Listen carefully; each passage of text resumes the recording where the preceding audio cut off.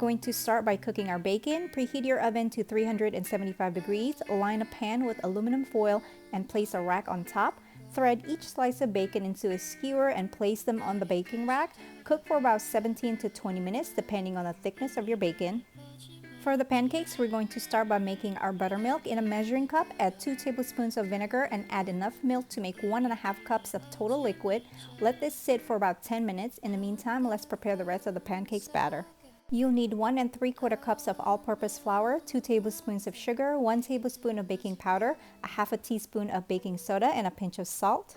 Into a different bowl, you'll need to mix the wet ingredients. Here you have the buttermilk, 1 egg, 2 teaspoons of vanilla extract, and 3 tablespoons of melted butter. Whisk until smooth and slowly add to the dry ingredients and combine until it is just mixed. Don't overmix it. And now we're going to cut our bananas on the bias or at an angle, and make sure you don't cut too thick. You're going to dip each of the banana slices into the pancake mix. I find that it is easier using a fork instead of dipping it with your hands. You're gonna make a big mess. Now melt some butter in a pan and add the pancake dipped banana slices. Cook on medium heat for about 2 to 3 minutes on each side. And if your banana slices are thick, use a tong to cook the sides for another minute or so. And then you're just going to dust this with powdered sugar.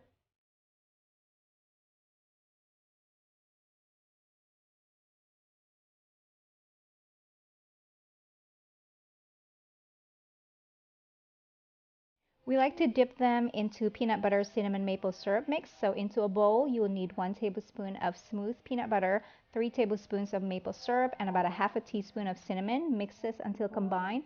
Add more maple syrup to make it thinner and more peanut butter if you prefer a thicker consistency. And I just served it with some strawberries on the side for breakfast. Into a blender, add 1 cup of coconut water, 1 cup of frozen cauliflower, 3/4 cups of frozen raspberries, and 3/4 cups of frozen pineapple, and 1 frozen banana. Blend this until smooth.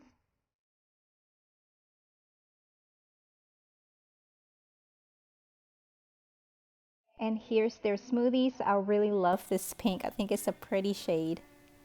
To make the black beans corn salad, you'll need 1 cup of canned black beans that has been rinsed and drained, 1 cup of frozen corn that has been thawed, 1 cup of bell peppers and red onion combined, 1 avocado cut into cubes, 2 garlic cloves, juice of 1 lime, 1 tablespoon of olive oil, 1 teaspoon of honey, and we're going to season this with salt, pepper, garlic powder, chili powder, and cumin. Combine all the ingredients, taste for seasoning, cover, and place in the fridge for about 15 minutes. The longer it sits, the better. Here I have 1 pound of shrimp that has been peeled and deveined. I'm seasoning it with salt, pepper, cumin, garlic powder, onion powder, dried oregano, chili powder, and smoked paprika. I didn't measure this, but maybe about a 1/4 teaspoon each, and maybe about a teaspoon of the salt. Mix this all up together and add some olive oil and let this sit for about 15 minutes. Into a hot pan, add some olive oil and cook some sliced bell peppers and red onion. This is optional, you can skip it if you like. We're going to cook this for about 3 to 4 minutes on medium-high heat. I'm seasoning it with some salt, pepper, and garlic powder. Then we're going to add our shrimp and some minced garlic. Let the shrimp cook for about 3 minutes on each side and remove everything out of the skillet.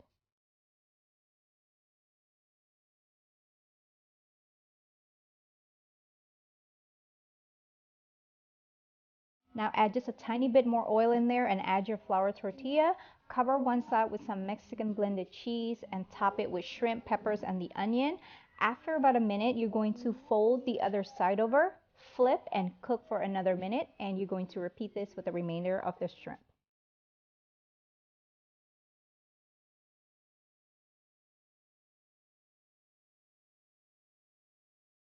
And now I'm just going to cut this into thirds, and here's our lunch today.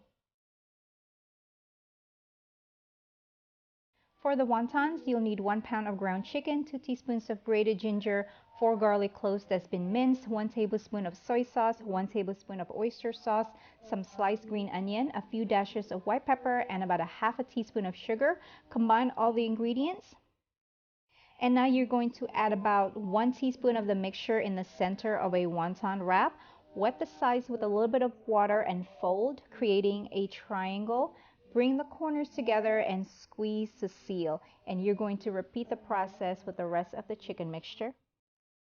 All right, here I'm going to do it one more time, and I'm going to do it slowly.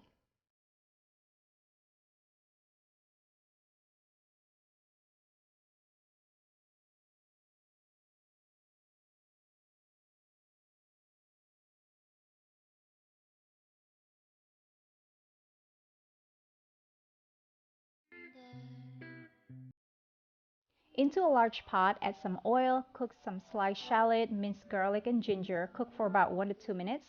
Now add the miso paste, broth, soy sauce, sesame oil, and some umami seasoning if you are using. Let this come to a boil and then you're going to add your wontons.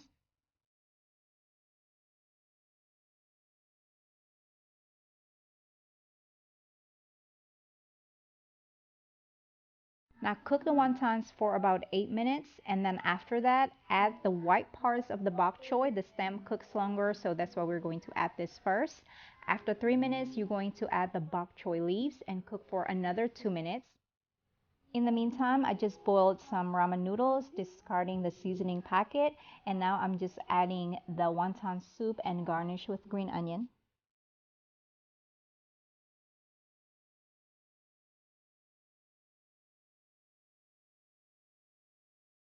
This is a really fun dessert to make. Take some Oreos and place them in a Ziploc bag and just beat it with a rolling pin until it is crushed. Place some chocolate chips into a microwave safe bowl, and we're going to heat this up at 20 seconds intervals, making sure that you are stirring as you go. Stick your marshmallows into the popsicle sticks and you're going to drizzle the melted chocolate covering all of the marshmallows. Then roll them into the crushed Oreos, and if your chocolate begins to get hard, add some coconut oil, about a half a teaspoon, and reheat in the microwave for about 10 seconds. And drizzle the rest of the chocolate on top of the marshmallow pops and place it in the fridge for about 15 minutes. And there you have it. I hope you guys have enjoyed this video. I will see you next time. Bye.